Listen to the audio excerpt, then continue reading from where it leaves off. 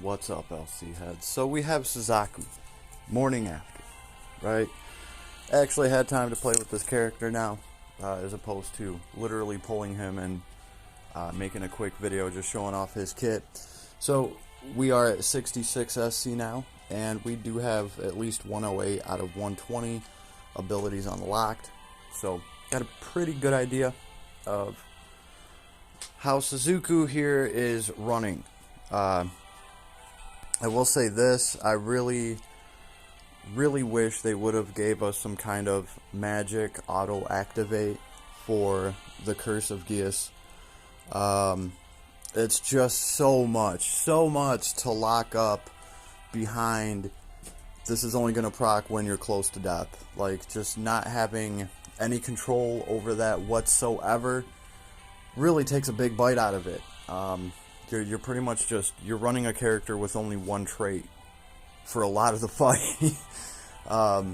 So if they could have just gave us some form of access to that, like you can auto proc it once a wave, once a quest, you know, give him some kind of, you know, custom little spell, right? And hey, you know, you can actually have 7 whole seconds on demand. Honestly, I think it should be 10. You know, that, and it's only, I feel like since it's only once per quest, that kind of really shafts us, right? It would be one thing if he could use his trait to bounce back and then activate the trait again. Might be a little too strong. See why maybe they didn't do that, because then you could just constantly proc it over and over again. But the fact is, you have to be like almost dead to do it, so you're at a huge risk of dying just to proc that. Yeah, I don't know. I don't know how I really feel about Curse of Geass. Personally, if I had to pick which one of the heroes I pulled and I could only get one, I'm going with Lilu every time. The support is just absolutely insane there. And I don't know, other than the T-pose, he's got it all other than the sprite.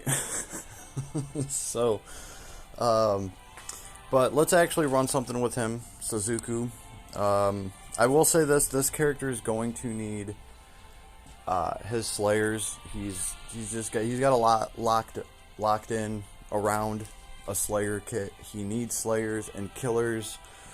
So he's going to be great against the specific thing that you're fighting, right? And actually, he's going to be great at killing minions too for that 7 seconds, right? Because it was pointed out to me that when I was reading about the MVS, I skimmed through it too fast. Gives physical attack and all enemy anti-type effect for 7 seconds. So this isn't going to stack with Slayer, but what it's going to do is, if you're fighting a boss and you brought all the Slayers for that boss, and that boss summons a bunch of minions, little dragons and skeletons and whatnots that don't have the same type as the boss, well, when your Curse of Geass kicks in for a whole 7 seconds, you're going to have an anti-type against all of the minions as well, right? Or if you're really unlucky and you didn't bring any Slayers to the fight, which you probably should have running this hero against a boss, well, when Curse of Geass activates, you will effectively have a Slayer, an anti-type ability against the boss. Now that's only for Curse of Geass, so it's only going to last 7 seconds. So it is what it is. Yeah, I just think they could have done a little bit better there. And personally, let's see, his special, I have to live. I've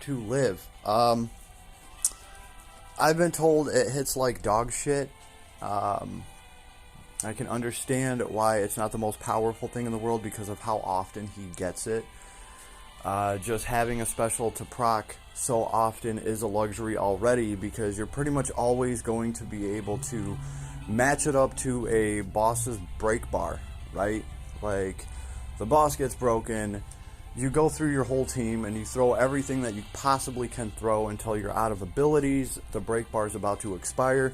You know that you can tap over to Suzaku and he probably has a special to throw right before that break bar expires. So, in my opinion, that damage becomes a little bit more valuable because, well, you're going to be throwing them into breaks and stuff like that.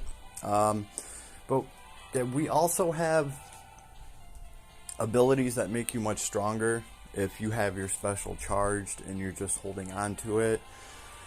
You know, I haven't went that way yet with him. I do like throwing his special. I don't think it's absolute terrible damage. To me, I look at it as another S3. Like, might as well just be another S3 to throw, which in the grand scheme of things is actually alright. So, yeah, that's the thing with his special. Like, right, not the strongest thing in the world, but he's going to be getting it all the time, and you get to watch that cool animation all the time. So, we haven't changed his gear. Well, actually, I think I put Wings of the Archangel on him just for that extra 10% SCT recovery speed. And we're going to go in here, and we're going to smash an Ogre. So, we don't have anything to break resistance with. Sorry, that's what I was going to say when I was talking about his special. I honestly think that since it's single target, right, they could have thrown in a 10-20% element break onto his special. I mean, he'd only be tagging one person at a time with it. I don't think it would have been overkill to have some kind of elemental break attached to his special, right? Just IMO.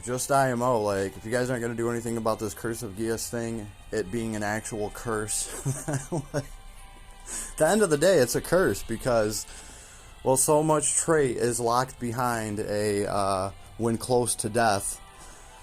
So, yeah, I guess that's why it's a curse. You know, since he's cursed with that, they could have at least done something with his special where, you know, he's breaking a little bit of elemental resistance. That would have been cool for a boss. So here we go. So that's all I got to add. That's my 2 cents on this character, right? So we are just going to smash into these fools. We can't do anything else. We got nothing else. That's it. That's all we got. That's it. Got no charismas, no breaks, not a damn thing. We just got to be up in there. I got to get in there. I'm going to start with the S3.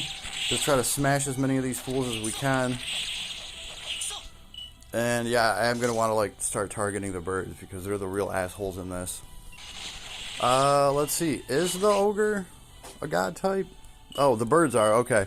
I did bring a god slayer. I believe we do have a god slayer equipped in the kit. So it works out well for this level. Alright. Not as well as a Trisla pistol and all of that, because everything we're doing is lightning attribute. These things have a 50% resistance. And Mr. Ogre has an 80% resistance. So we have half our damage getting through to the birds, 20% of our damage getting through to the ogre. Oh, those black holes will get you though.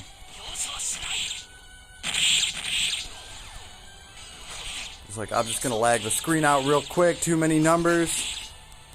Dual wield at its finest. We are out of our kit. But look at that.